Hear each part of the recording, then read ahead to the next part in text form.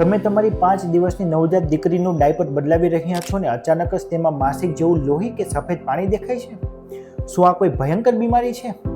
બિલકુલ નિશ્ચિંત થઈ જાઓ. નવી માતાઓ માટે આ એક દ્રશ્ય ખૂબ જ ડરાવણું હોય છે, પરંતુ ડૉક્ટર તરીકે આજે હું તમને કહીશ કે એમાં કંઈ ગભરાવાની જરૂર નથી.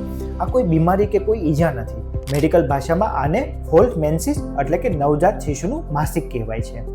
જ્યારે બાળકી માતાના ગર્ભમાં હોય ત્યારે માતાના એસ્ટ્રોજન હોર્મોન્સ ખૂબ મોટા પ્રમાણમાં હોય છે, જે બાળકીના શરીરમાં પણ જાય છે.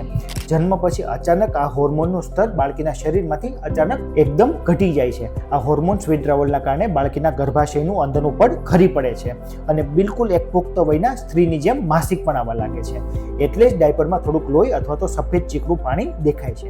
આ સંપૂર્ણપણે નોર્મલ અને કુદરતી પ્રક્રિયા છે, જે 100 માંથી 25 બાળકીઓને જોવા મળે છે. તમારે કોઈ દવા કે ક્રીમ લગાવવાની જરૂર નથી. ડાયપર બદલતી વખતે ફક્ત હુંફાળા પાણી કે રૂ વડે આ ભાગને વારંવાર સાફ કર્યા કરો અને આ બ્લીડિંગ 2 થી 3 દિવસ અને ઘણા બાળકોમાં 1 મહિના પછી આપોઆપ કાયમી માટે બંધ થઈ જતું હોય છે. તો આના માટે ગભરાવાની જરૂર નથી.